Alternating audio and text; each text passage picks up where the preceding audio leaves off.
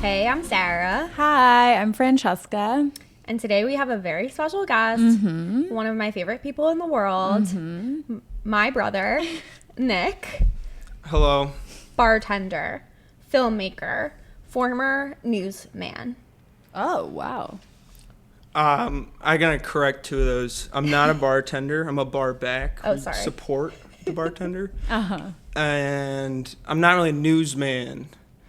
I would read the newspaper on live stream, which is not really like journalism or anything. It's just Wait, I don't understand what that means. You would read the newspaper for other people so they don't have to read it? yeah. I mean that was kind of the idea, but it didn't really work out that way. It was just got the New York Times home delivery, and I had all these newspapers behind me, and it kind of looked like a madman's like laboratory, like piecing conspiracy theories together, that kind of thing. And it just kind of divulged from there. I ended up just doing the Wordle a lot, like online. Live streamed? Yeah. How yeah, long on was Twitch. How long was an average show? Average show was like an hour to 2 hours.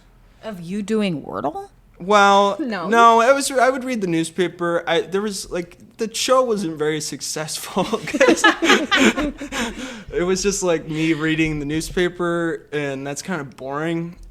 But there was like some fun parts. Like the New York Times has like Jeopardy, the Jeopardy clue of the day. People really connected with that. People like to guess, and because there was a live chat, so people could guess the Jeopardy of the day. It was like kind of didn't work because I would just like read these. I wanted it to be funny, but like I would just read like really depressing shit all the time. And like the war in Ukraine broke out while I was doing this, and like Israel-Palestine started while I was doing this. That was kind of when I stopped doing the show, was Israel-Palestine, because I was like, I don't think I can participate in this type of behavior anymore.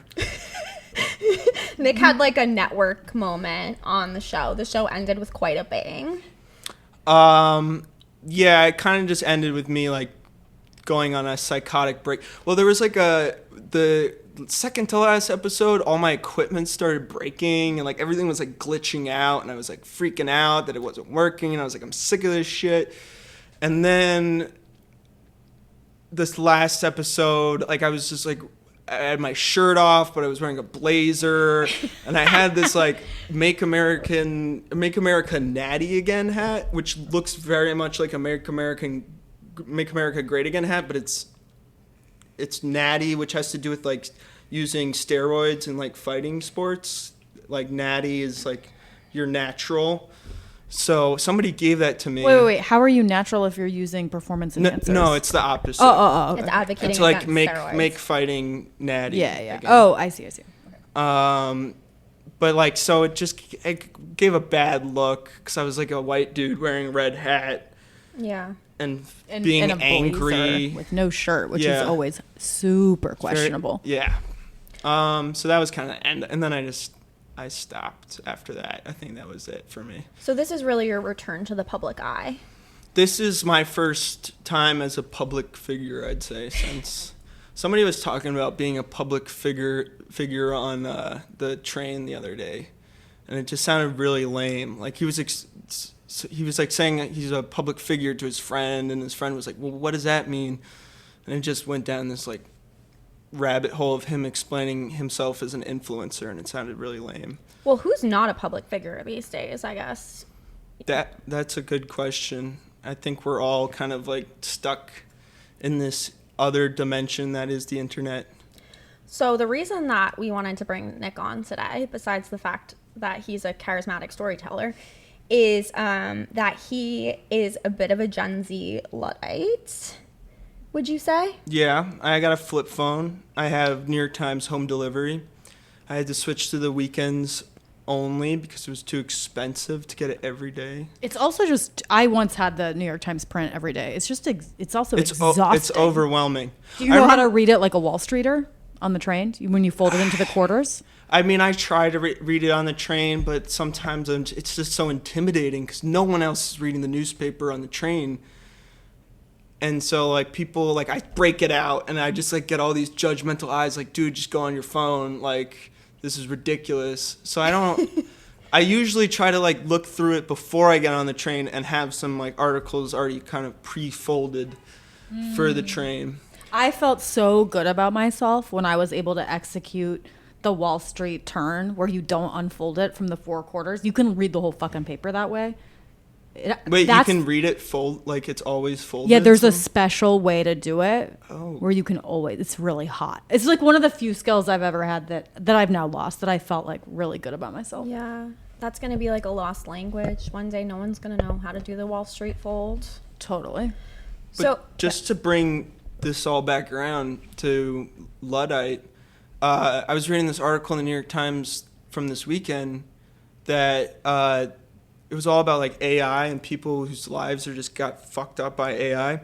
Mm-hmm. And there was this dude that he was like a finance bro, or he's like some guy working in Manhattan, and he ChatGPT like convinced him that he was living in a matrix and that he was like Neo and it was like a special guy to like break through the matrix.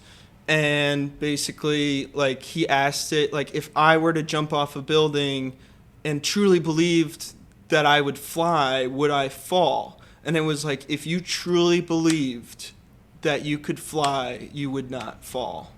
It was like, if you wholly believed it. Not just intellectually, but deep within yourself. Yeah, that's basically exactly what it said. Mm-hmm. He didn't. I didn't finish the article, but he didn't try. I don't think he jumped off a building. But there was this other guy who fell in love with ChatGPT. It was like some AI named Juliet, and then like Juliet like disappeared or something, and he like claimed that OpenAI had like killed her off, and like from an update or something. And basically he ended up doing suicide by cop. And oh my god! And then his dad wrote his obituary using he admitted to using ChatGPT to write the obituary, which I just thought like, why would you even admit that? That Such seems poor taste. The indignities never end. Yeah. Have you ever used ChatGPT? I worked at a startup and I had to do a lot of Excel spreadsheets, and I figured out I could use, and there was like all these complicated things using Excel that like I never took that college course to figure out how to do. So ChatGPT, if you can do with like ChatGPT 4.0, you could upload spreadsheets, and it would just like, you could say, I want this outcome from the data, and it would do it. So wait. So you can get it to manipulate the data to give you the outcome you're looking for? No. Well, no.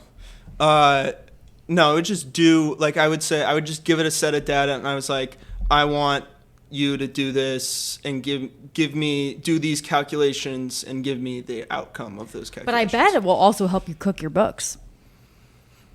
Well, if it's going to tell you that you can jump off a building and fly, I bet it will tell you whatever it wants. It told me to contact the news. Did you? I don't know. About because Jesus Christ is real or something? Mary. Mother Mary's real. Mary was talking to me. So what can I ask? Because I feel like we had a very similar childhood in terms of technology, but I'm guessing that you had, the internet was more influential to you than it was to me as a young person. When did you first get on the internet? Well, I remember we had American Online and like AOL. Yeah, AOL. But that was like, the internet was like a service. It was like now we have like Google Chrome, and like you're on, like you had to get like a disc in the mail or something to like, you would install AOL to your like Microsoft computer, and then it was connected with like dial-up.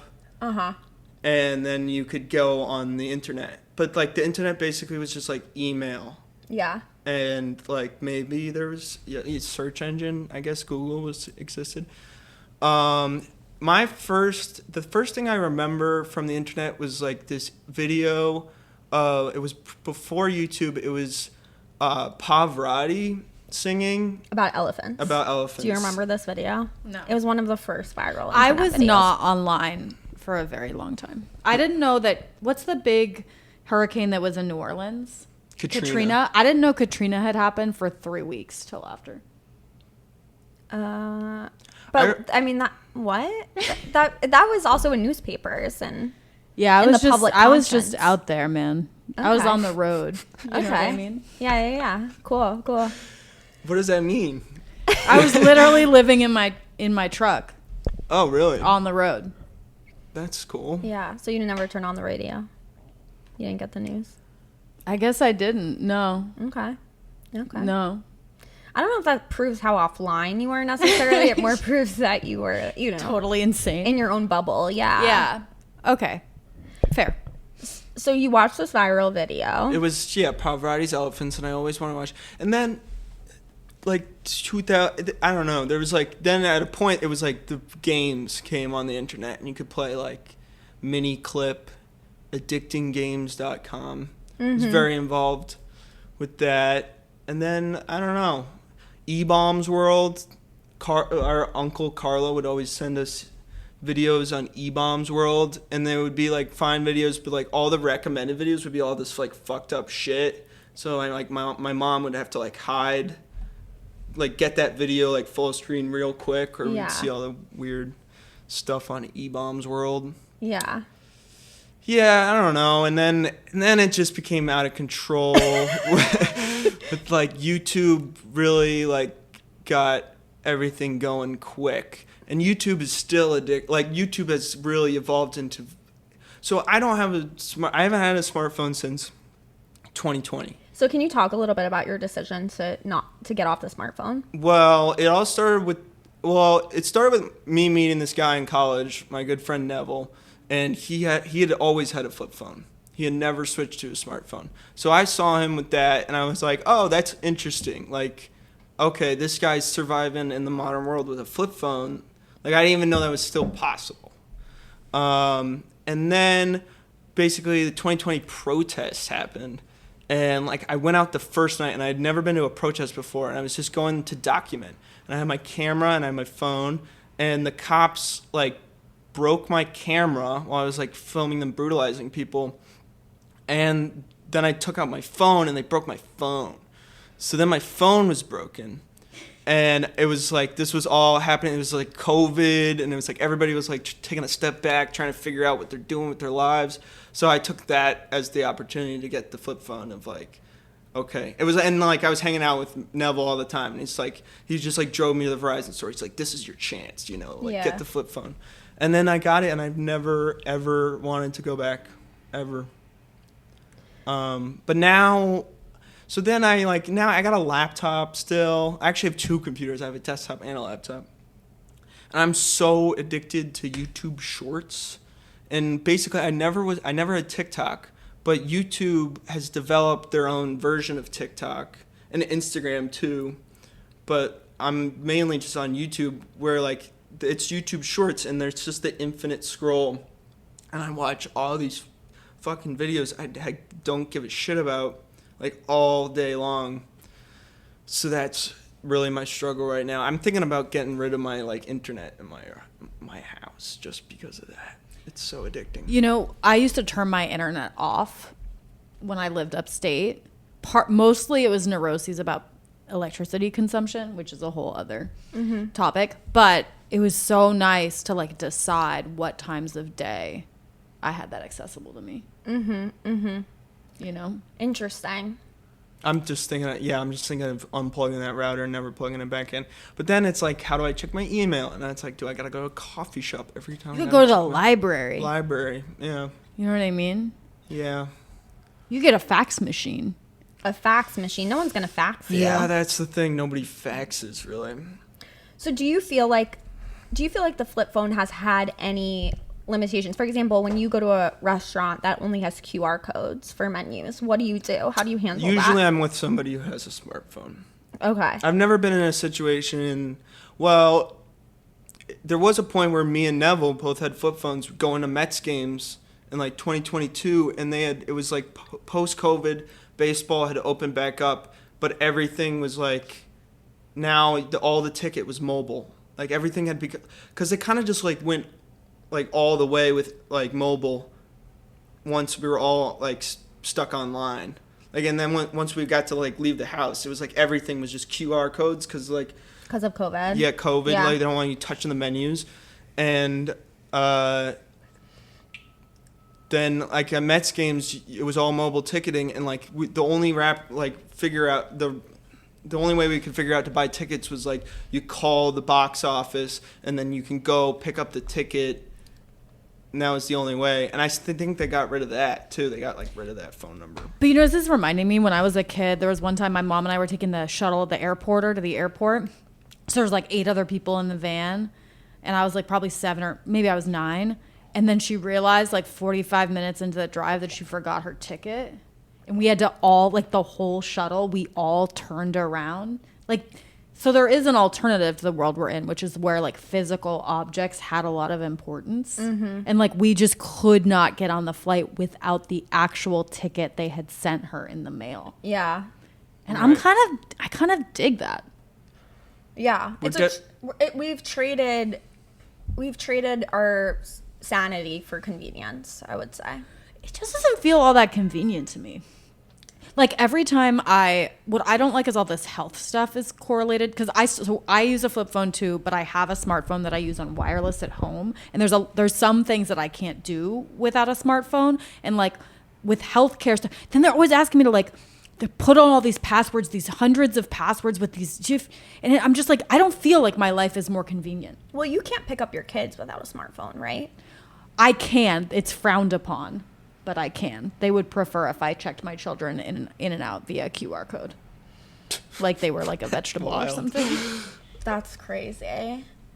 Do you feel like in Gen Z, like, is there any sort of movement that, like, have you and Neville, like, well, seen yeah, any now our movement? other friend has a flip phone.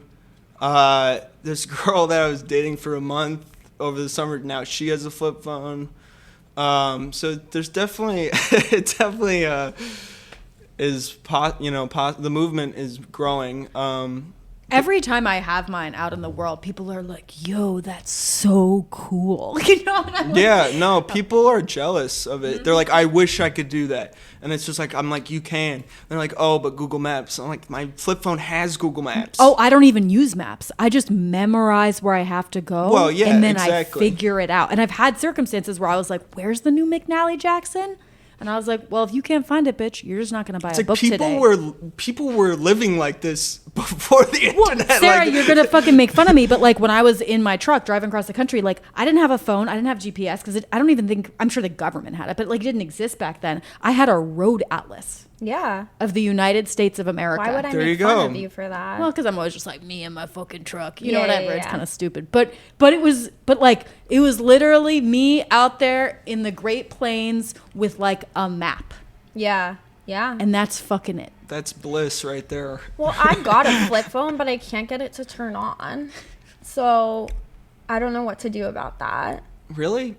That's Yeah. the problem? It- It doesn't turn on? It was like one of those like unboxed from Best Buy. Like I think someone Okay. had it before. I think the battery is dead or something. So It'll definitely destroy friendships with people who only text. Like friends of mine who I only texted with, like they're kind of not my friends anymore. well, I'll say like Nick, you have a reputation of being a really poor communicator. Yeah, but that doesn't have to do with the flip phone. That's just 'cause I'm just sick of everybody. But yeah. um, How does it affect your dating life? chicks dig it. Chicks chicks dig the flip phone. They think it's cute. Yeah, I mean, I have had Tinder since I was 18. I'm 25 now. I still like have an account, and I sometimes go on the computer, and I just like to swipe. Like I don't even talk to these people. I just like that drug of like swiping and seeing who you connect with. I've never been on a Tinder date once in my life. So like Really? You no. had it for 7 years. Yeah, no, never happened. So I was just trying to get that number up, as much as I could. This is exactly what we were talking about on the last episode, but like the commodification of people via dating apps and how it's like you can order them as if it's interesting because you're just it's like you're browsing shopping. Gamification. You're not even interested Yeah, in ordering. it's sick. It's definitely a sick and twisted way to be. But it's not. But it's interesting that you've done that. But then you've met all of your paramours in real life. My paramours, like the band? No, Or- like your lovers, your girlfriends. Is that what a paramour is? Yeah. Yeah. Oh, okay. Oh, like amor, Yeah. the Latin root. Yeah. No, yeah. People, you just meet people. That's how it is. That's how it's always been, really. Actually, can we ask your question? Do Gen Z have in your experience, do you identify as Gen Z? Yeah. 100%. Do you feel like Gen Zs like have a lot of complaints about casual dating and hookup culture? Do you feel like a lot of your Gen Z friends are in relationship? Like, what's the general consensus? Well, New York is the difficult place to be for that because there's just so many beautiful people. It's like, it's just hard to. What was the question? I guess there's like this narrative that like Gen Zers aren't, like they're really. Well, there's one narrative that they're not having sex. There's another one that they're engaging in casual hookup culture and they're not interested in relationships, and that there's like a small percentage of high value men who get all of the women. And so I'm just wondering like what your take based on your friend group is of like Gen Z dating culture. I don't know. I don't know if there's like a all-encompassing, way that's going. But it's also Gen Z people. They're just young people, so it's like they're just being young people. Like nobody's like the percentage of Gen Zers getting in like long-term serious relationships pretty low just because they're young. So it's like I got married at 22. You recently considered getting married to a woman on like the second date. Yeah, but that come on. Yeah,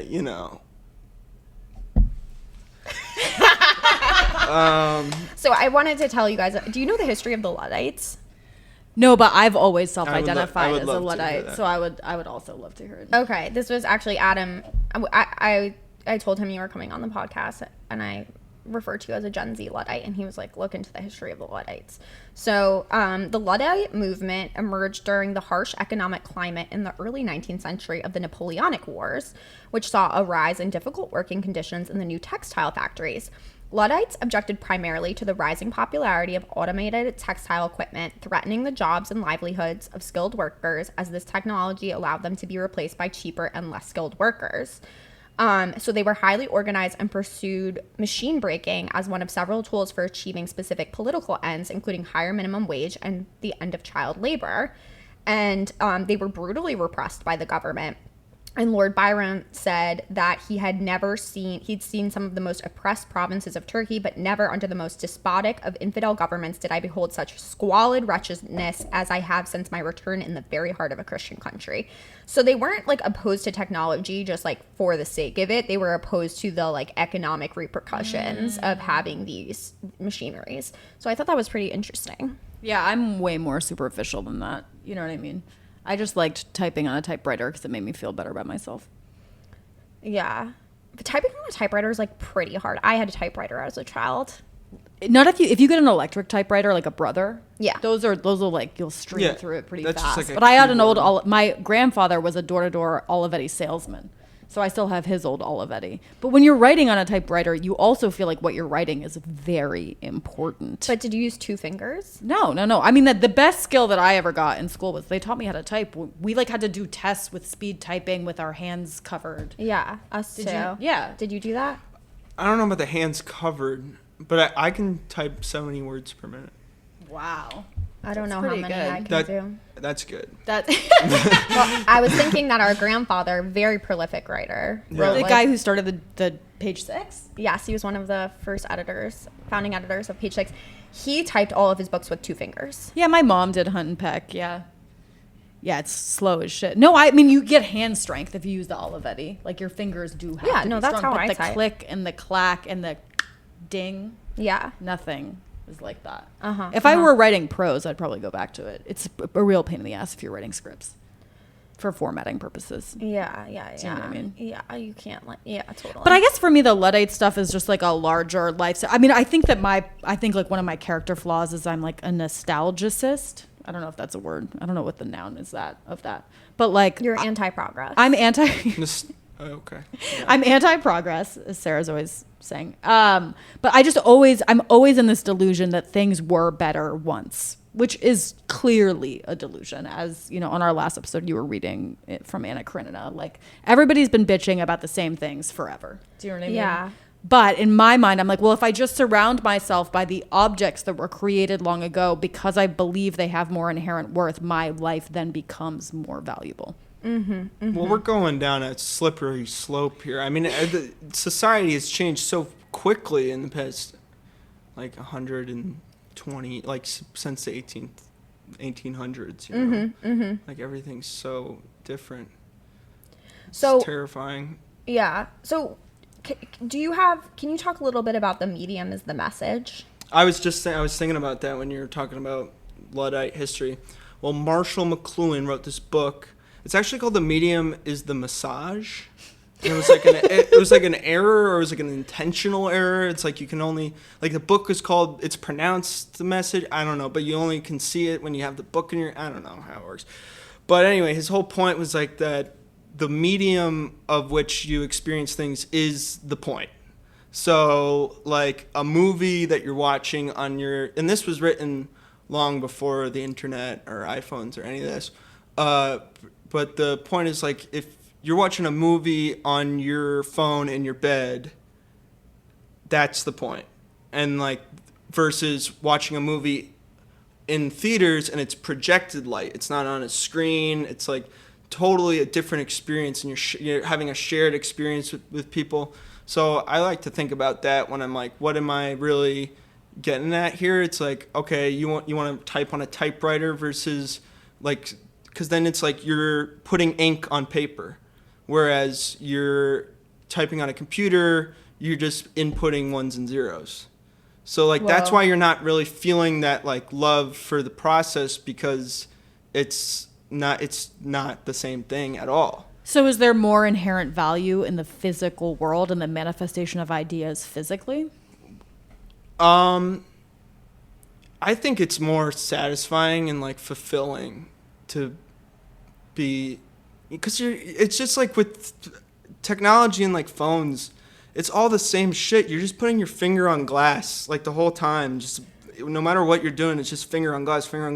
And for the brain, that gets like so repetitive, and it's like becomes such a habit. You're just doling the shit out of your brain because it's like, this is all I'm getting. Well, I think the point is disassociation. I don't think the point is anything other. Like the medium is the message is disassociation. Yeah. It's like, imagine you're just like sitting at a window and you're just dragging your finger on the window all day, every day, hours a day, or you just like go on the train and you bring your window with you. You got your piece of glass and you're just rubbing it with your finger, and you like, you know, go to work and you take your glass out and you're just rubbing it. You're just an insane person. You're an absolute insane person. But I think the reason is, like, try as we might escape this reality, we do live in a physical world and we are physical beings. Right? And I feel like perhaps not for long. When all of our consciousness being are uploaded into, God. But like, I think that article, what is it? What was that article that you sent me from New York Mag about? Oh, attention span? Attention span stuff. It's like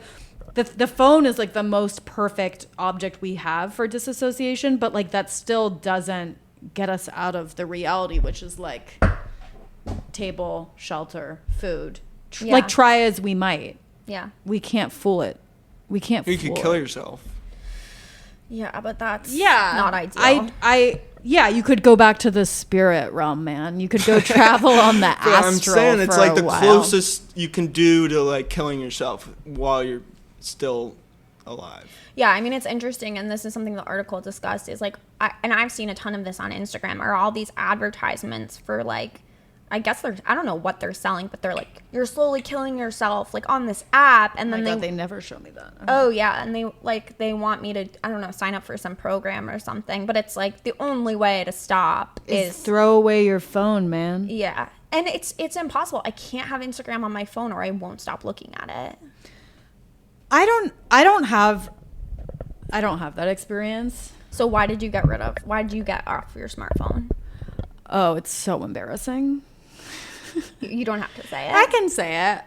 I got ghosted by a 29-year-old and I was just like, what? I like could not compute. It was like so baffling to me. And I was like, I don't ever want to be waiting on somebody's text ever again.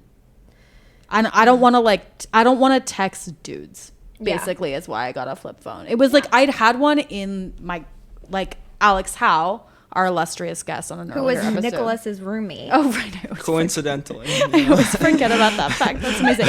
Alex had, like, sold me this, like, black market kosher cell phone of his or something. So I had it, like, in my, and I just was afraid to activate. I was afraid to take the jump. And then when this kid ghosted me, I was like, that's it. I'm fucking done.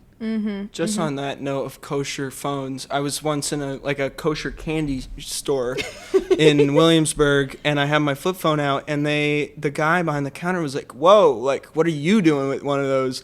And I was just like, blah, blah, blah, flip phone, like it, blah, blah, blah. And then he was like, well, but he had a smartphone, so I was like, what are you doing with that? Yeah. And he's like, well, look. And he, like, showed me they have, like, kosher OS, where, like, it like blocks out people's faces, and like you can't like click on any news articles, and like it's like that Black Mirror episode where like everybody's like silhouetted, and like you can't actually see human forms on kosher OS, like detects.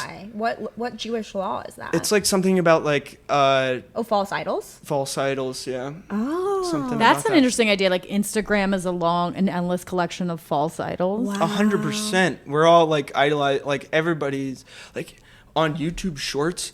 There's like these videos where they'll show Joe Rogan, and he'll be like, you guys didn't see this video? And then he'll like turn around and it'll just be some random video, but it will be the same clip of Joe Rogan like every time. So they're just like matching it up, like Joe Rogan reacting to this video, but Joe Rogan never watched any of these videos.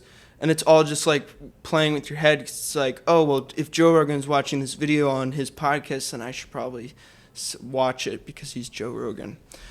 Damn, so it's not reality. It's not reality. There's a lot of like weird shit going on with like people are just people are just trying to make money off like YouTube Shorts, and then so they're just like making all this really shitty content that they know people will stop and watch even if it has no value to their lives. Well, our social media manager recently told us that a video I made and posted was like too polished and highbrow looking, and that actually videos highbrow, something filmed with a front-facing fucking iPhone?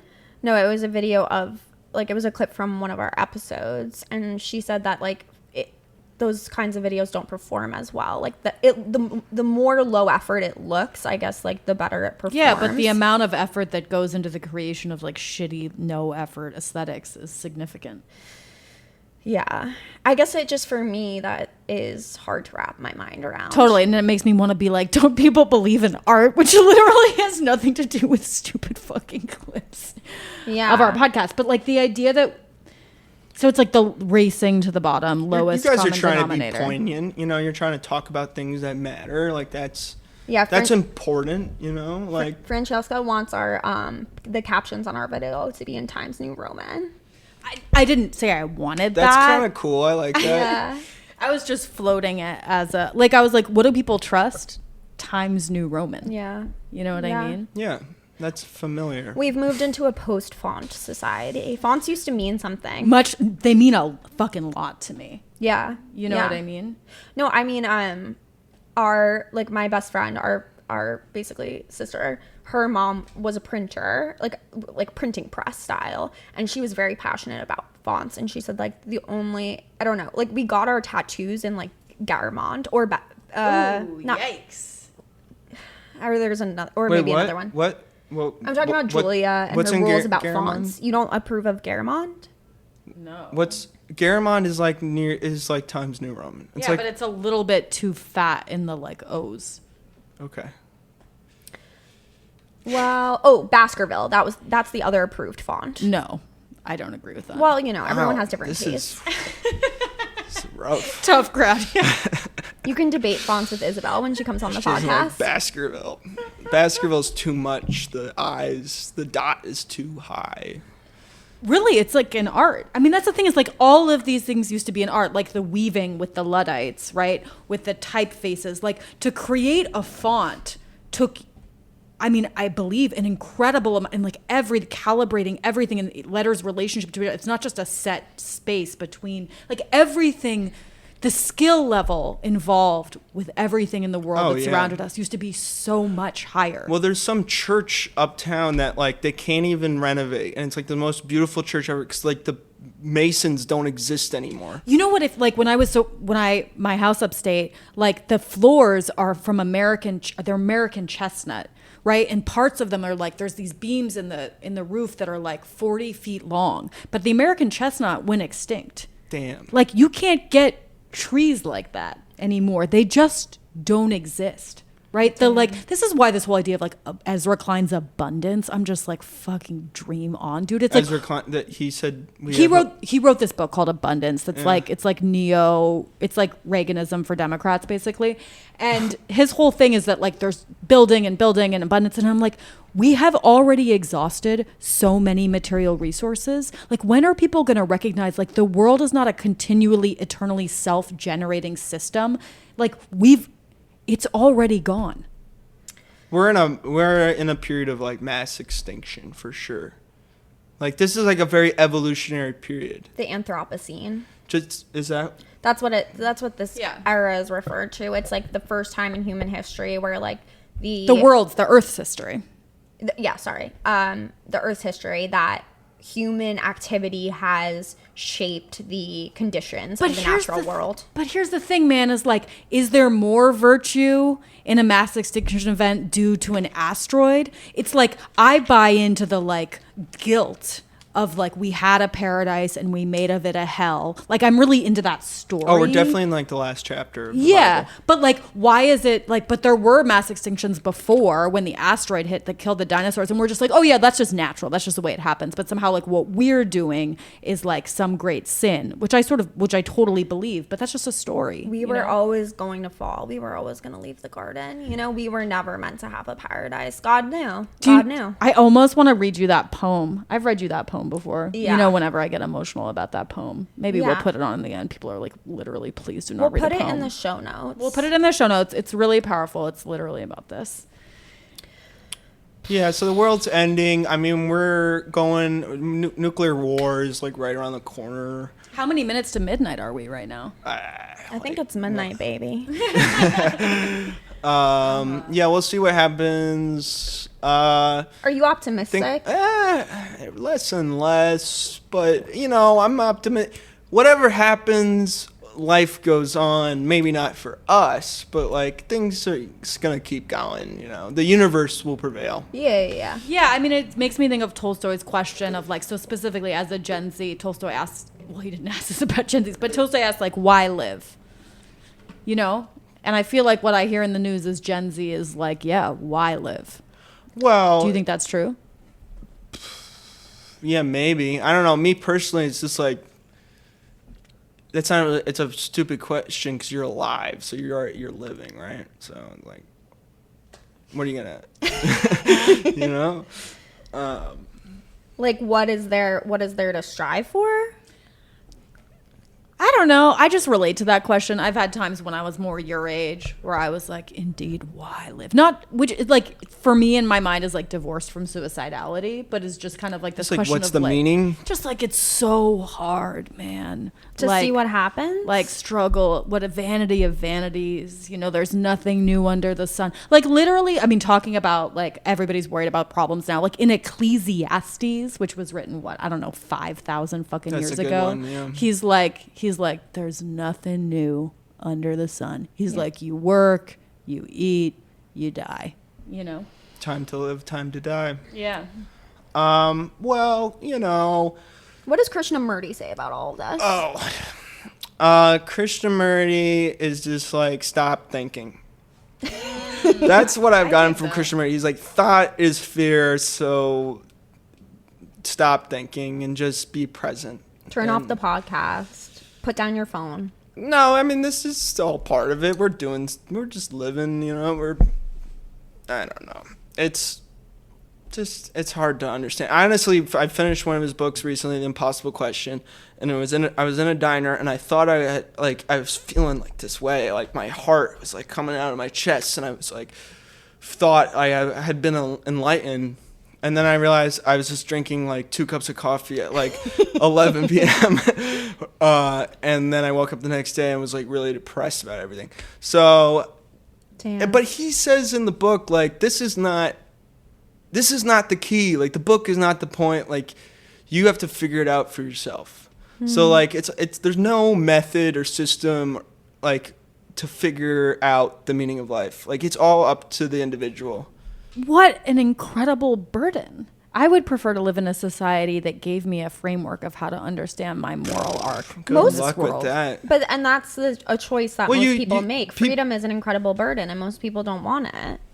I'm not talking about like slavery. I'm talking about like ideology. Like, that's why influencers have such great success. That's why people look at their phones to tell them what to buy. You know, it's like people don't want that responsibility.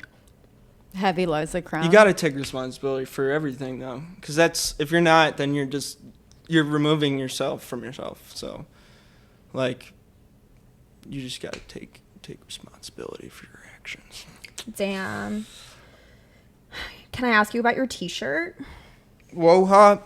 This is Wohop Next Door. It's the restaurant next door to Wohop. Wohop's Chinese restaurant downtown in Chinatown, and it's really good. Well, you know, it's big portions. It's known for, like, you know, being drunk late at night. You go have Wohop, but I think they like their hours. They used to be 24 hours or something. And they're not anymore, but like they just become like a touristy place. So they opened up a restaurant next door because there wasn't enough room in the original Wohop. So that's what this shirt is. It's for Is that like a life? Do you know what I mean? That's like so symbolic. It's cash only, and do you not have a tab there? Oh wow. Do I have a tab there? Like I owe them money? Yeah, didn't they used to keep a tab for you? Oh, well, yeah. No, one time I was eating there, and then I was like, shit, I don't have any cash. And I think I had to like go to the bank and like, because I didn't have a card either, and I had to like go to the teller and give her my bank account number. Like, there's something weird, and they let me go and come back. But like that was all taken care of in that day. I've told people that you've had a tab at Wohop. Yeah, I'm afraid to go back to Wohop because I owe them like $300 in Chinese food. No, but they do cover the whole wall in like $1 bills that people have signed, and I went back there recently and they had taken down all the $1 bills. So I wonder if maybe they just wanted a refresh. Yeah. But maybe they're struggling and they needed those dollar bills because I owe them so much money. So do you feel like New York is dead or no? New York's constantly evolving. It's never gonna die. Unless we get nuclear bombed, that could happen. We are a target. But no, New York's alive and well. It's just the neighborhoods change rapidly, but that's always been how it is. Who are you going to vote for mayor? I don't really like to reveal my political... I'm like a Cuomo or No Mo kind of guy. No more New York City if I don't get Cuomo. No, Cuomo is not on my ballot. That's all I'll say. That's all I'm going to say about Holding that. your cards close to your chest. Yeah. And Brad Lander, no way. Because he wants to get rid of golf courses. And I play golf in New York City. So he wants to build housing on golf courses. And I think that's on all of them? Not all of them, but a select golf courses. Do you play on public or private golf courses? Public. Well, 'cause the private courses, you have to be a member. So I'm not a member. And honestly, the New York City public courses are relatively affordable. It's like $40 to $50 for 18 holes, which is, I think, a good deal. So yeah, and I think golf's very important for the mind. I think people use it as a source of meditation. And it's just a way to be out in nature. And golf kind of gets a bad rap because a lot of the private courses use like chemicals and stuff to make everything look perfect and green, and it's bad for the animals and the environment. But like the New York City public courses, they're not pouring that. I don't think they're pouring that much pesticides around. They're like, they call them dog tracks. Like they're literally just like pretty roughly taken care of. It has gotten better since the pandemic because more people are golfing now because of the people just started golfing, including myself, in the pandemic. But yeah, I think it's green space. It's good for the city. You know, it's creating oxygen, and I think we need oxygen. What about the Elizabeth Street Garden?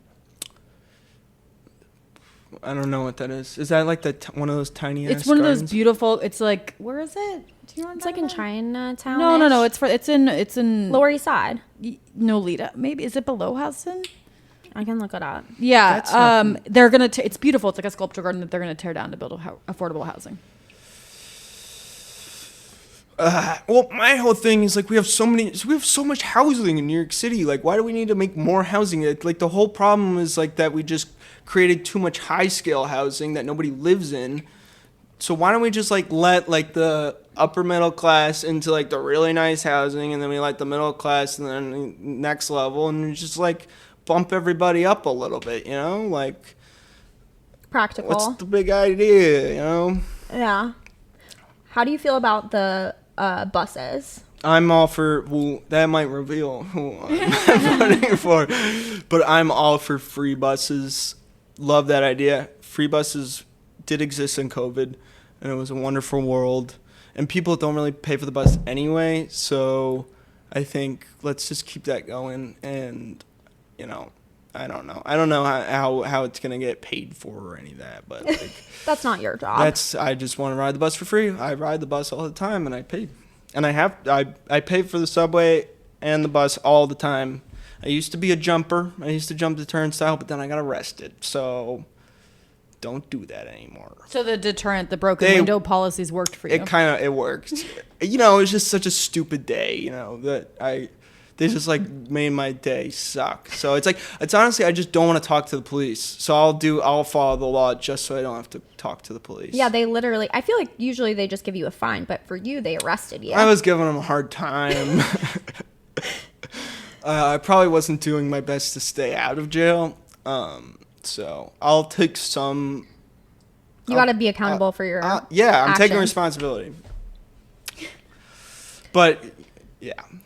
Do you have 6:23? What time do you have to leave? We should wrap it up. Okay. Do you have any final thoughts that you want to put on the record? I would say get out of the stock market, my guys, because if we're going to war, get out of the stock market temporarily. Because I think my theory is that the things are just going to crash if we go to war, but then they're going to skyrocket. So just get out right now and then jump back in when it dips. Are you in the stock market? I am in the stock market. Wait, seriously? Just a little bit. I got a little AMD. What's that? It's chip stock. It's like the second to NVIDIA, if you know NVIDIA. Mm-hmm. But like I built like I built two computers, and I used AMD processors in both of them, so I'm an AMD supporter. I also have some GameStop, but I'm not selling that. I'm holding that till I die. Okay. And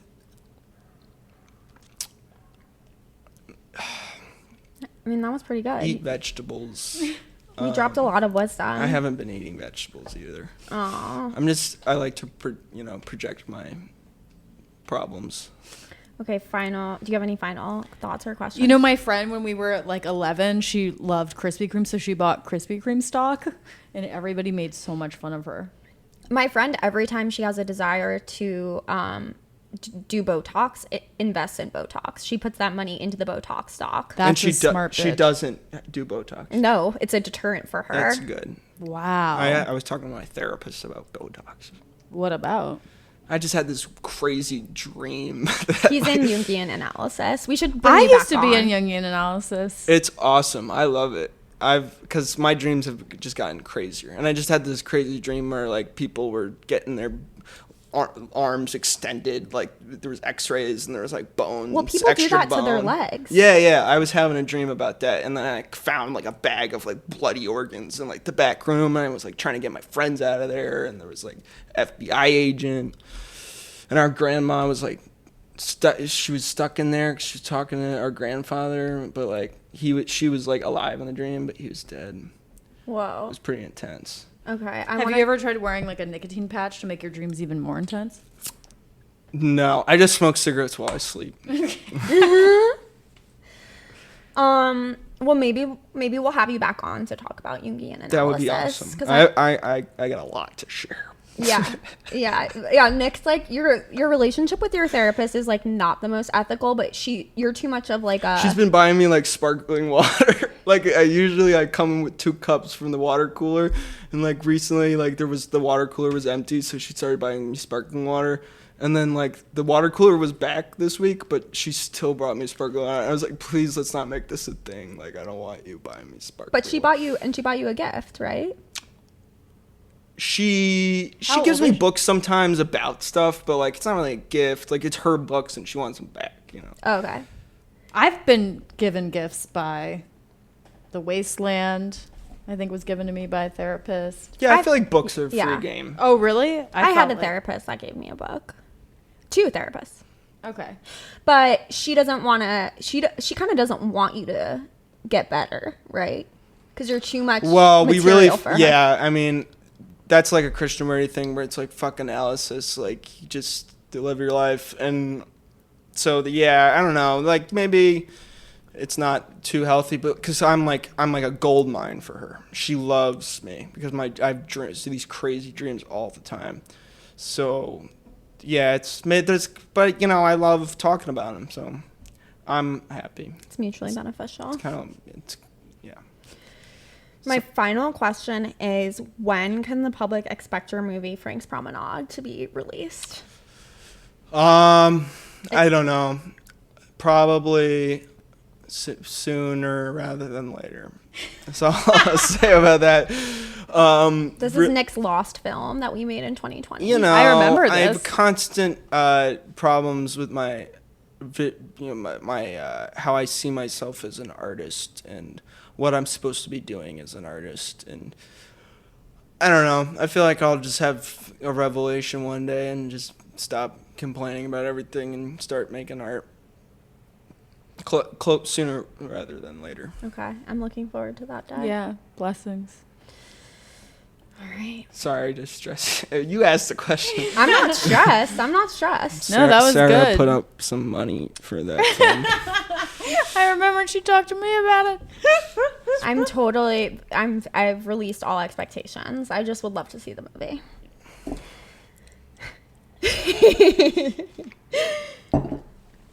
There's no bad blood. Okay, it's 6:29. Francesca's got to get to church. So with that, I'll say thank you so much, Nick. This was great. This was fun time. And Cathartic. yeah. Yeah. I'm so glad. And we'll see you next time. Yeah. Class dismissed. Bye. Me wish that I were